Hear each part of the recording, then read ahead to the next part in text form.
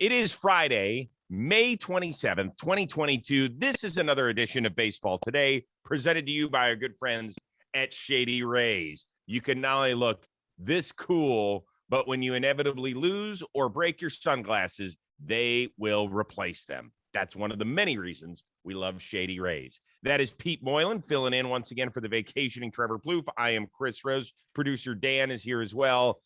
I'm kind of sad. This is the last day that you'll be joining us on Baseball Today for the foreseeable future. How are you? I really appreciate you having me for this week, Rosie. I respect Plouffe a whole lot more.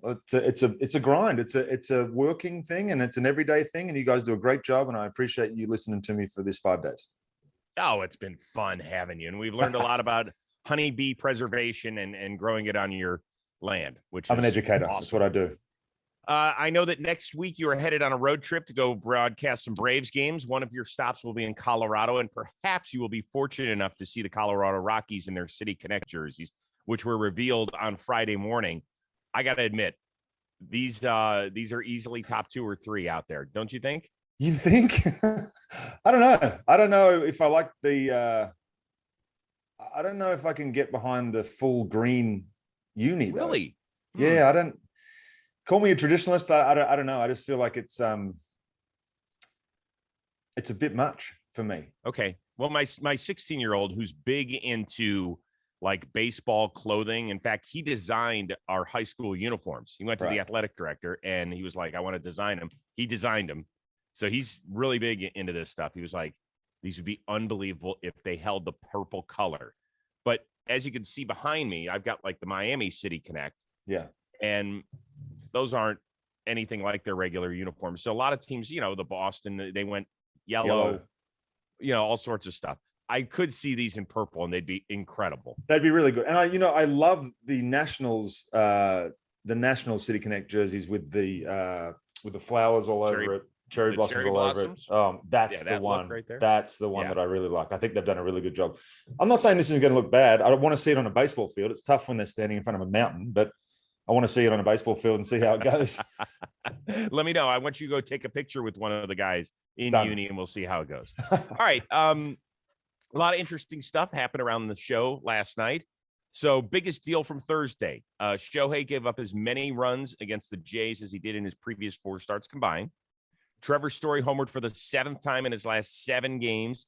Nasty Nestor continued his magical run with dominance over the Rays, lowering his ERA to 1.70. Or Josh Hader saved his 16th game of the season in his 16th appearance on the season.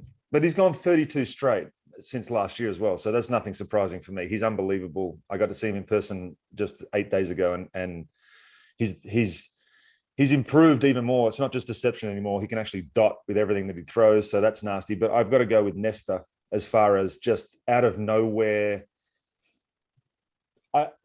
What is he doing? Where's he come from? And he's the Yankees' best starter right now, Nestor Cortez. And has been really pretty much for an entire year now. I mean, that's the way it feels. So, what it was, he a 34th rounder, 36th rounder, something around there. And let's not totally applaud the Yankees here because they got rid of him twice. So this is his 3rd go-round. Every team could have had a shot at him. And, I watch him every time and, he throws low 90s when he really gets it ramped up. But all the arm slots. It's all the arm slots that he mixes in. That's what I love about it. It's like he's reinvented himself and found a way to be dominant in today's game. And I think it's hats off to him. He's doing things that Yankee starters haven't done in history, which is crazy. You think of all the Yankee starters that have come through. They're kind of a new franchise, though. So there's not that much history to them. You're right. You're absolutely right. Yeah. Right. So let's put it in check a little bit there. It'll be interesting because I think he's obviously solidified his spot on the All-Star team unless he just falls flat on his face in the month of June, which I don't anticipate him happening to him. I think he'll have a hard time starting the game, in part because Justin Verlander has been so damn good and his manager is going to manage the All-Star game. And at 39 years old to come back and do what he's done is something special. It doesn't diminish at all what Nestor has accomplished. Right. He has been I'm pretty sure fantastic. Nestor's going to be pretty happy just showing up and getting an all-star patch. I'm after where his career's been and where he's at right now. Yeah. And as long as he doesn't pitch on Sunday, getting a chance to pitch in that game in Los Angeles, that will be something remarkable for him. I love stories like that. With all that being said, I want to go back to the first guy you mentioned in Josh Hader. It's actually 37 straight scoreless regular season appearances for him. He's converted his last 30 save opportunities in the regular season. I know Braves are screaming at the mountaintop that, hey, Freddie Freeman took him, which he did. That was in the postseason. Pittsburgh, I would give you $1 trillion if you could tell me the last guy who played in a run, who drove in a run against Josh Hader. In fact, I would even give you the team and you still wouldn't get it. Okay, go. Give me the team. The Pittsburgh Pirates. I don't even know. That's right. If you said Rodolfo Castro with a homer off of Hader on July 28th, yeah, it was right there on the tip of your tongue. Pretty remarkable what Hader has done. And also we chronicled yesterday what's been going on. You know, he had some personal leave time, and then to come back and in a one-run game against your division rival in their city, and to come in and kind of walk around some danger that he, you know, put himself in, and to still get the save situation. Pretty good for him. He just came off the 10-day IL when we got there and hadn't pitched in a game in 11 days, warmed up the first day we got there, didn't get in the game, came in the next day and was just completely dominant. It's like he's found a rhythm, he's found something, and he knows himself, and he knows what to do to get himself ready, and he's just locked right now. One other thing that happened interesting last night, George Springer. He now is tied for the fourth most leadoff homers of all time as he takes Shohei Ohtani deep out in Anaheim. Another 7 leadoff homers, and only Ricky Henderson will have more in the history of baseball. Do you think eventually we will consider George Springer one of the great leadoff men in the history of this sport? I think so. Just power numbers alone. Obviously, the game's changed since traditional leadoff hitters. You're going to have to give me a list of Ricky Henderson's there, but you're going to have to reel off some more famous leadoff hitters, because now it's kind of like you get famous because you're hitting tanks. Whereas before it was a guy, I guess Ricky got famous because he was, he was the first real power leadoff guy that we saw. But I remember seeing George in 2013. I was in AAA with the Dodgers, and he was with Houston, and I was facing him, and he was, I say this all the time, but he was so far above anybody else that I was facing in AAA that you could just see that he was going to be something special. And when he got to the big leagues, he just exploded. Obviously, he had everything when he was in AAA, and he's continued to just be a force. If he's healthy and he's playing at full strength, I don't think there's a better leadoff guy in the game right now. Maybe Acuna or Judge when he leads off. Yeah, the rare times that Judge hits leadoff like he did last night. So career-wise, here's some numbers for you on George Springer. A .359 on-base percentage, which is certainly good enough at the top spot. It's not elite, but it's good enough. .854 OPS. Now, when you compare him, and you said, let's bring up some names and some numbers. Yeah. Ricky Henderson's career, what do you think his career on-base percentage was? 400? 401. Was it really? That's some elite shit right there.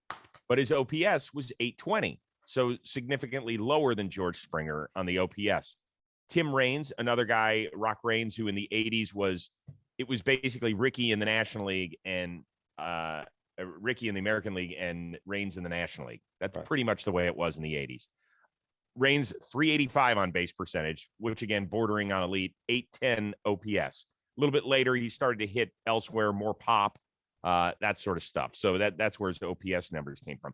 But you're talking about the difference in what was expected out of a leadoff hitter back then, right? Ricky, more than 1,000 stolen bases. Tim Raines in the 800s, I believe. How many stolen bases do you think George Springer has in his career? I just had his baseball reference page up too, but I would think that he's got 15, 20 a year. So, and he's played 7, 8. 110. Shock you if I told you he's got 54 stolen bases in his career. Yes. 54. Yeah, that's in part because he's a terrible base stealer. He's been caught 33 times. And he's also on second most of the time when he's up there, and he doesn't hit singles. Well, let me throw this name at you. What about like a Juan Pierre? You look at Juan Pierre's numbers from early back in the day. That's when I thought of, when I first started coming over here, that was my traditional leadoff guy. Mm-hmm. Does he consider one? I do. played 162 games every year from 2003 to 2007, had 668, 678, 699 at bats, got 200 hits 3 out of the 4 years, stole 45 to 65 bases a year in those times, walked. His on-base percentage was 370, 350, 360. Slugging was 400, 350. So... Right. No, but for a short time, yes. And that's when it started to phase out. That's Correct. where the game started to change. So I think once we get back to the original question is where are we going to rank Springer? It's such a different category than it was when I was growing up in terms of what was expected out of leadoff hitter. But I think that he is going to get those 7 more. I think it's only going to be Ricky Henderson ahead of him in terms of leading off. And by the way, does it bother you that the leadoff category, when you hit a leadoff homer, that includes when you hit in the bottom of the first? Shouldn't it just be shouldn't it be the true leadoff hitter of the game? Well, you're leading off for your team. It's the first time they've had a chance to lead off offensively. I know. That's why I think it should only be a road category. Like, you can't do that. There's something different. Why? There's something different when the leadoff hitter of the entire game. No, it's not. You're still facing the opposing pitcher for the first time. You're still leading off the game offensively, whether it's one team or the other. I don't think you're not leading off the game. You're leading off for your team. You're leading off your offensive inning. You're the leadoff guy for your offensive inning, the bottom of the inning, the top and the bottom.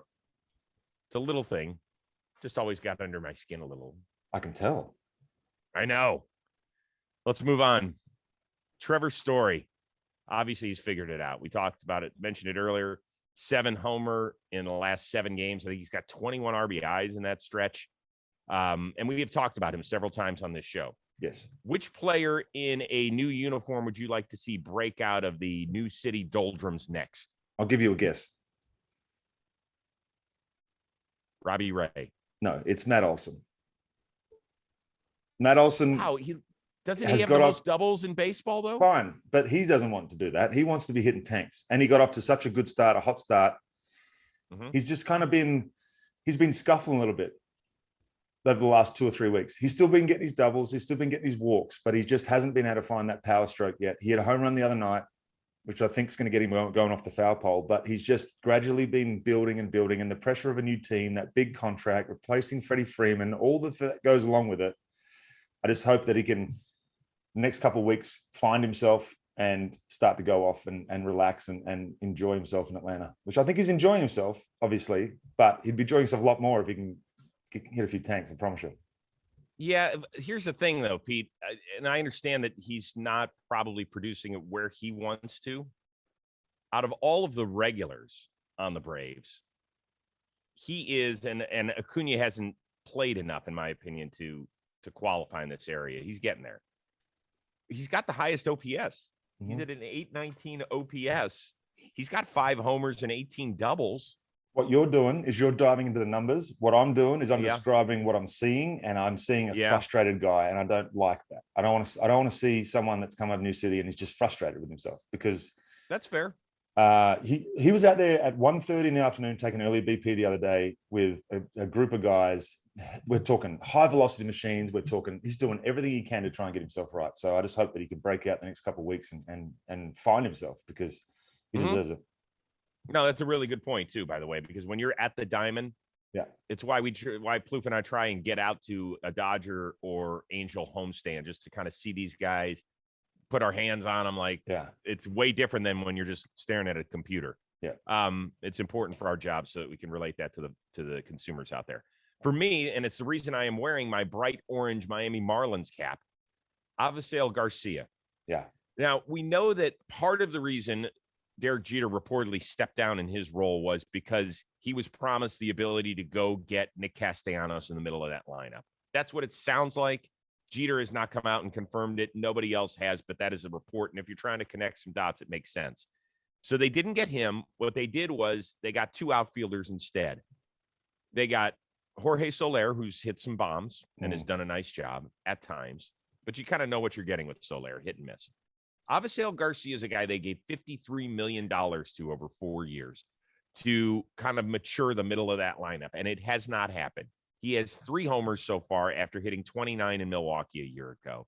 He's got a 526 OPS. That is 220 points below his career average. I'm not expecting him to have an 850 OPS, but you got to get mid 700s.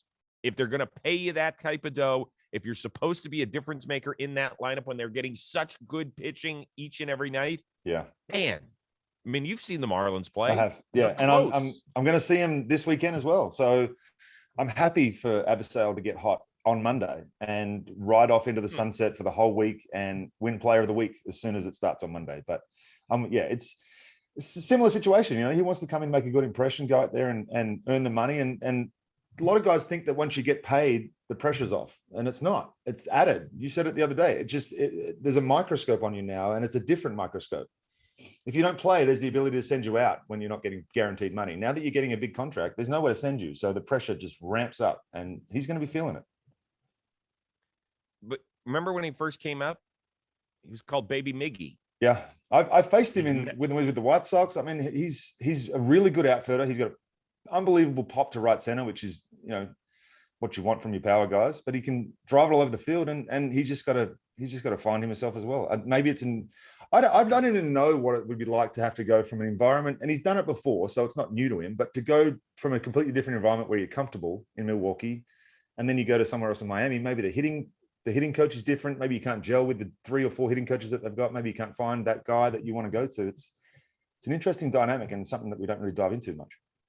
And let's remember this: ever since he left Detroit, he's played his home games in some very hitter-friendly ballparks, right? In Chicago on the south side and in Milwaukee. And you go to cavernous Miami, where it really takes a shot to get it out of it. Sometimes that can fuck with your brain a little bit. Chad Qualls actually told me when I was in Houston, he said, if you ever want to save your career, go pitch in Miami, because he just gave up fly balls and everywhere. Great. That's good. MLB extended the rule where you can now have 14 pitchers on your roster until June 20th, which is a smart move. But how worried are you about the health of pitching staffs the rest of the season, Pete? I just don't understand why they have to tell teams how to make up their roster. That should be their own choice. Why do they get to decide how many pitchers or how many position players a team can have? The roster's set at 26. You can carry whatever you want, I think. I don't understand why there's the rule. If the guy needs more arms because they've had a bad week, then let them bring more arms up. I don't know why they're now deciding who and what can be on a roster. That's not normal, right? You could carry 8 relievers if you wanted to back in the day. You could carry 9 relievers if you wanted to back in the day when it was 25. You just go short on the bench. Now they're dictating what you can and can't do with your own roster. I don't get it. Okay, I agree with you there. No, that's a smart call. I guess it gets to the overall question, which is what I really wanted to try and get to, because we see so many guys getting put on the injured list. I know. Are you worried this year in particular about health for pitching staffs? Or not? I worry every year just because it's a lot. Like, the guys got to understand that to get through a full baseball season without any injuries is so tough. You can just look at my career. And I just think that the way that we're relying on guys to go multiple innings over multiple days now, it's not just, there used to be, you'd be locked in at 1 inning and you'd go 3 out of 4. There were certain rules. Now they're kind of extending the amount that guys will throw. They're doing, guys are starting, opening, guys are going 3 innings at a time and then coming back and maybe getting 1 out. I do worry about that, but I just think the overall health, it's concerning because of the short spring. But I think we've seen enough now to realize that guys are going to be able to get through. I hope they keep the roster sizes the same. And I think that there needs to be enough pitching to be able to cover it. And I'm sick of seeing position playing pitching, to be honest with you. Like, if you have 9 pitchers, throw them. Well, we saw at least 4 guys get on the mound who were position players. I was going to save that a little bit later for the amp part. But while we're here, it bothers you. Like, we saw both Chicago teams throw position players in a 7-run game too. But I don't like the fact that the umpire changes the way he's calling the game because there's now a position player on the hill. He punched out Xander Bogaerts last night on a ball that was 7 inches outside. It felt like because he just wanted to get the game over. If you talk to Gabe Kapler, that game's still in contention. So call the strikes the right way. That's like the whole mood of the game changes once a position player gets on there. It's almost like, okay, they've given up. But what happens that one time where They throw a position player, he gets out of the inning, and the team comes back. Like it's because you've called a strike that wasn't a strike, and you've let the team back into it. That's the frustrating part for me. It changes the game. That's really interesting. Because that call, I was watching when Boger's like never argues, period. Right. But he was embarrassed last night by that one. He was, and we have to remember, like for us, it's cute, it's haha, it's all that. That goes on the back of Xander Bogaerts' baseball card. Whether you think it's important or not, and you just say it's 1 out of 650 at bats he's going to have this year, that's why he's elite. Because he takes everyone seriously, and he doesn't want to get punched down on a pitch that's 7 inches off the plate. Yeah. It's that one game in May doesn't mean shit until September when you're down by 1 game. Great call. New York Yankees got their 4-game series start off in style. We talked about Nestor Cortez, but he wasn't the real flash last night. It was Matt Carpenter, whom they signed to a major league deal right before the game, which means Matt Carpenter had to ditch the beard, but he kept the stache. What do you think of the look? Is it scary? I think it's fantastic. I think he's doing what the Yankees force everybody to do, which is come up with the most ridiculous porn stashes, because in 2022, they forced grown men to fucking shave.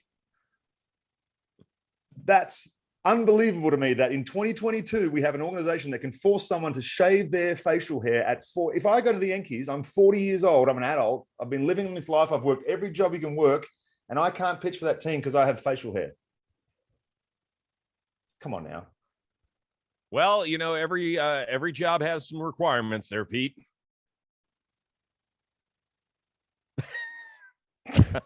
You're not buying it? I'm not buying it. Look at me. I go on television with tats galore. I'm changing this. I'm single-handedly changing everyone's opinion. I think everybody should be able to do whatever the hell they want to do. Like, there's reasons. There's rules. Well, you know what, Pete? It's tradition. It's tradition with us.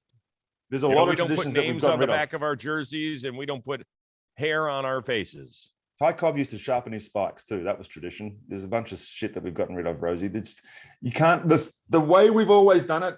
Line is the most frustrating line in baseball. Actually, life. Sure, you're true. Do you not understand how crazy? Like everybody has to shave when they go to the Yankees. Why? They're the only team. They're the only sports organization that forces someone to shave, I think. Well, I know that there's actually, I think down in Miami, they might have some sort of policy as well, which is interesting because Mattingly actually, I don't know if it was technically a suspension, but he didn't play a game because his hair was too long. The Yankees made him cut it in the 80s.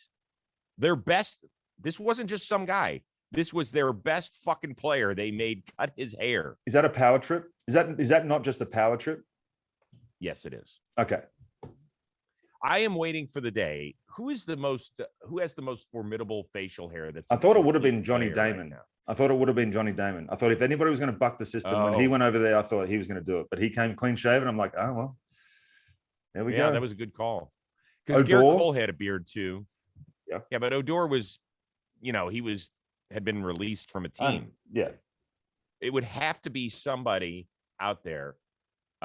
Like if Freddie Freeman had a beard and was coming from Atlanta, and he said, listen, I definitely will come, but I'm not going to get rid of my beard. How do you think that would have played out? Do you think the Yankees would have really said, you know what, then we won't give you the money? I think so.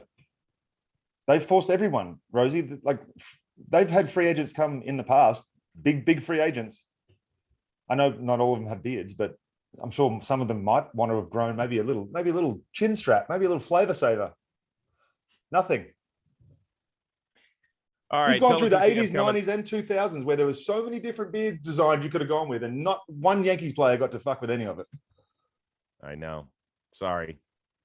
I don't know if I'm going to keep this thing. You should keep that thing. I love it. Really? Oh, it's so good. Yes. Grizzled vet. Yeah, dude. Yeah, grizzled is the operative word, and vet. You got it all. So on John Boy Media, we know that by the time this comes out in podcast form and on our YouTube form, you will have already done Talking Baseball with Jimmy and Jake. You're looking forward to that, I'm sure, right? I can't wait. I'm a bit nervous, I'll be honest with you. It's don't be. What do you mean nervous? You're not nervous when you're working with me. I know, but I've got to read on camera, and you know how good I am at words. Oh, you have to do one of the right. What recap do you have? The recap. I got the AL recap. So I'm proofreading. I'm reading it like I don't want to mess up on camera. I hate reading on camera. Do this for me, and you can tell the boys that I told you this. All right. Do it in your best American accent. I won't be able to hold it for that. I'll do the first recap in my best American accent. Yeah, just say, hey, Rosie wanted me to do it in my best American accent, so here we go. Got it. I really can't wait to hear it because it'll be excellent. Oh, it's gonna be so bad. Latest episode of the Rose Rotation with Austin Hedges is out. Once again, he's very, very funny. He's got stories galore. He is right in the thick of the sauce back there behind home plate, and so he's got all sorts of goodies for us. So go out and listen. And right after we're done today on the AMP side of things, I'll be recording with Josiah Gray, the young pitcher of the Washington Nationals, who I'm looking forward to meeting. So that'll be fun. How'd you line that one up? He was uber prospect. Well done, Rosie. Yeah, you know what? I've got Kyle, who does the PR for the Nationals, is fantastic. He's a big John Boy Media fan. Great. We really work in conjunction. This is kind of a stepping stone. I want to get to know Josiah. There's no question. We're trying to inch our way toward Juan Soto. Now Kyle has helped us out immensely he got us Max Scherzer last year. He got us Trey Turner. So we're trying to get a hold of Soto. Soto is very finicky with what he does media wise. That's surprising to me because he's so good. He is great, but I understand it. But the more young guys that go up to him was like, hey, yeah, I had a blast on the Rose Rotation. Josh Bell's a great interview. So but I'm looking forward. I want to get some of these young guys who are up and coming. So as they continue to blossom at the level, they'll come back to us so that our viewers can be entertained. Genius. Thanks so much for joining us once again on the podcast and our YouTube channel. Everybody have a sensational baseball weekend out there. For our outstanding producer, the clean-shaven Dan Rourke, which means he can be signed by the Yankees at any moment. Also, by the way, how was your birthday, Rourke? Thumbs up. Good. Are you okay? It was really good. Yeah. Sorry, I had to unmute, but yeah, it was good. And we're continuing into the weekend, and all my boys are home from good school and stuff. So chilling. It was good. This is going to be great. If everybody wants a live episode of Jersey Shore, just check out Dan Rourke's Instagram stories. They're going to be fantastic. Pete Moylan, you have been unbelievable this week. We always appreciate it. We look forward to your calls of the Braves games next week. I will definitely be tuning in. I am Chris Rose. We will see you next time here on Baseball Today.